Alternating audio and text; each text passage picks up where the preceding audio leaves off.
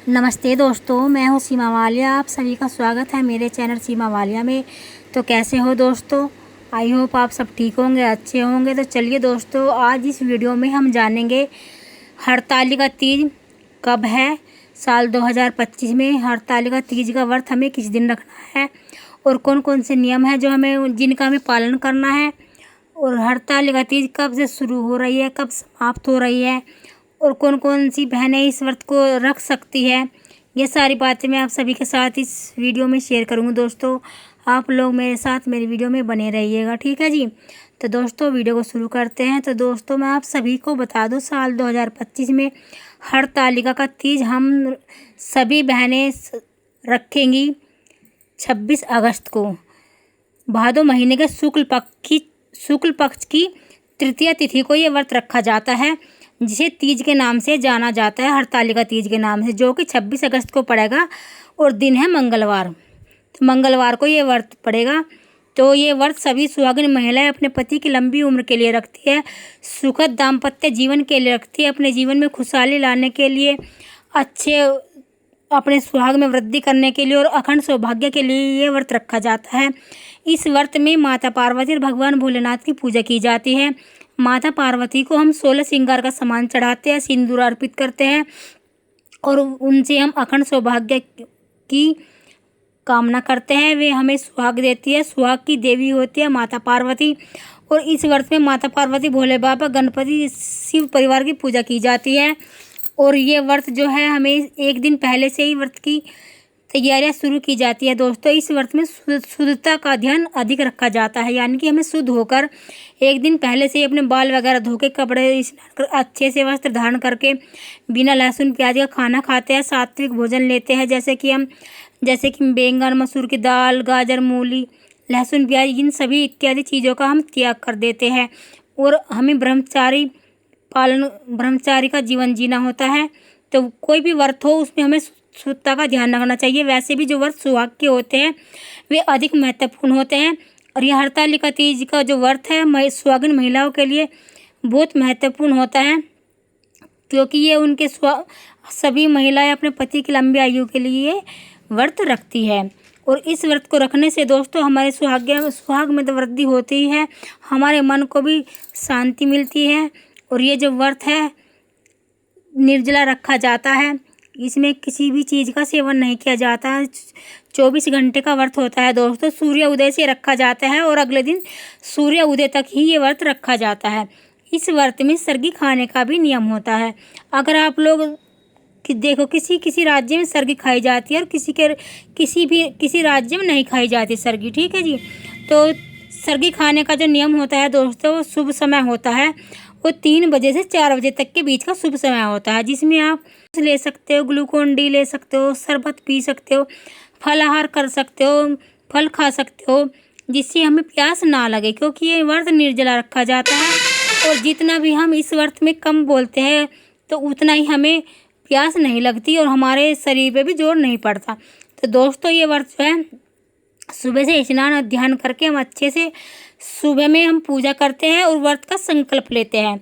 ये व्रत जैसे हम दैनिक पूजा करते हैं, इस तरह सुबह में पूजा की जाती है।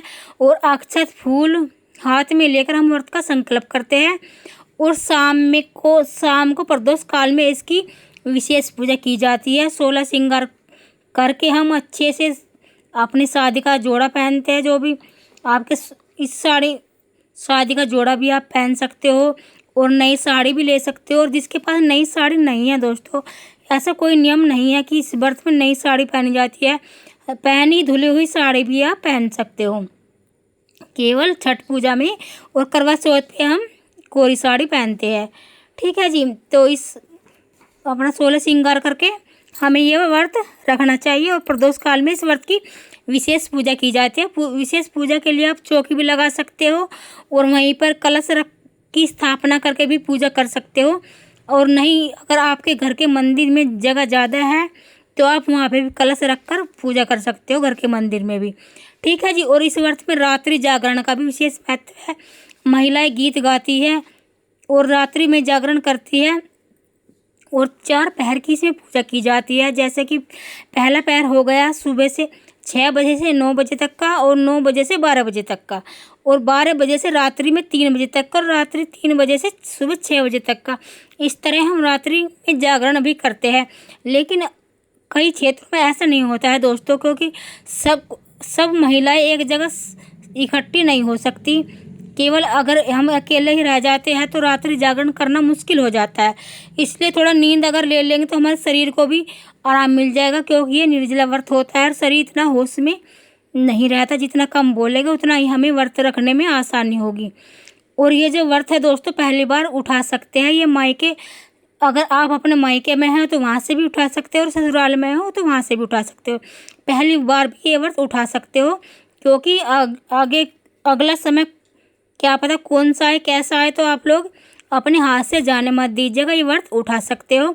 और जो महिलाएं जिनके घर में मान लो सूतक पातक है दोस्तों, छोटा बच्चे का जन्म हुआ है, तो वे पूजा ना करे और अपना व्रत रख ले।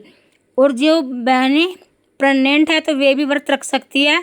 केवल वे निर्जला व्रत ना रख के वे पानी पी सकती है, फलाहार कर सकती है। अपने स्वास्थ्य को ध्यान में रखते हुए इस व्रत को करना चाहिए। और जो कुंवारी लड़कियां हैं वे भी अपने अच्छे पति के लिए ये व्रत करती है, मंगल कामना के लिए, अच्छे वर पाने के लिए इस व्रत को करती है। और कोई बहनें नहीं करती, वैसे ही मानसिक रूप से पूजा कर सकती है। और जो बहनें पीरियड अवस्था में हैं तो वे इस व्रत को छोड़े ना। व्रत हमें रखना चाहिए, चाहे हम कोई सा भी अगर व्रत रखते हैं सुहाग का, तो हमें वो अपना व्रत नहीं छोड़ना चाहिए। पूजा आप अगली बार कर सकते हैं, मानसिक रूप से पूजा कर सकते हैं, कथा सुन सकते हैं, बैठ के, और किसी से पढ़वा भी सकते हैं, और मोबाइल के जरिए भी आप लोग कथा सुनते हैं। और जब आप अच्छे से साफ हो जाए अगली बार में, जैसे कि सोमवार का व्रत हो गया, शिवरात्रि का व्रत हो गया, प्रदोष का व्रत होगा, तो भगवान भोलेनाथ और माता पार्वती की आप लोग पूजा विधि विधान से कर सकते हो। इस तरह दोस्तों हमारा व्रत छूटेगा भी नहीं, और हमारे व्रत का जो संपूर्ण फल हमें प्राप्त होगा। और ये जो व्रत है, जो हम मान लिए अपने लिए तो करते ही करते हैं दोस्तों, लेकिन हमें इस व्रत को करने के लिए अपने मन में संकल्प भी रखना चाहिए और दृढ़ निश्चय भी रखना चाहिए। क्योंकि ये जब व्रत है 24 घंटे का होता है और निर्जला होता है। और व्रत करने से पहले हमें पूरी तरह से अपने घर में भी अच्छे से साफ सफाई रखनी चाहिए दोस्तों। ये भादो महीने की शुक्ल पक्ष की तृतीया तिथि को रखा जाता है, यानी कि तीज के दिन ये व्रत रखा जाता है। और सभी बहनें यूपी बिहार में सभी राज्यों में ये बहनें उत्सव अच्छे से मनाती है हरतालिका तीज का। और हरतालिका तीज भगवान करे सभी के जीवन में धूमधाम से आए, अगले साल भी और इस साल भी। और दोस्तों आप सभी को मेरी तरफ से हरतालिका तीज की हार्दिक शुभकामनाएं।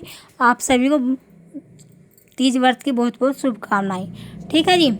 तो ये तृतीया तिथि शुरू हो रही है दोस्तों 25 अगस्त को दोपहर में 12:35 पर शुरू हो जाएगी, और 26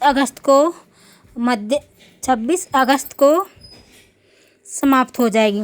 तो हमें मंगलवार के दिन 26 अगस्त को ये व्रत धारण करना है, और अपने सुहाग के लिए हमें ये व्रत रखना है। ठीक है जी। तो दोस्तों हमारी वीडियो यहीं तक की थी। अगर आप लोगों को वीडियो पसंद आती है तो वीडियो को लाइक कर देना और चैनल को सब्सक्राइब कर देना। और बाकी जानकारी आपको अगली वीडियो में दूंगी, हमें कौन कौन सी सामग्री की ज़रूरत पड़ती है, कौन सी चीज़ें हमें ख़रीदनी है। ठीक है जी।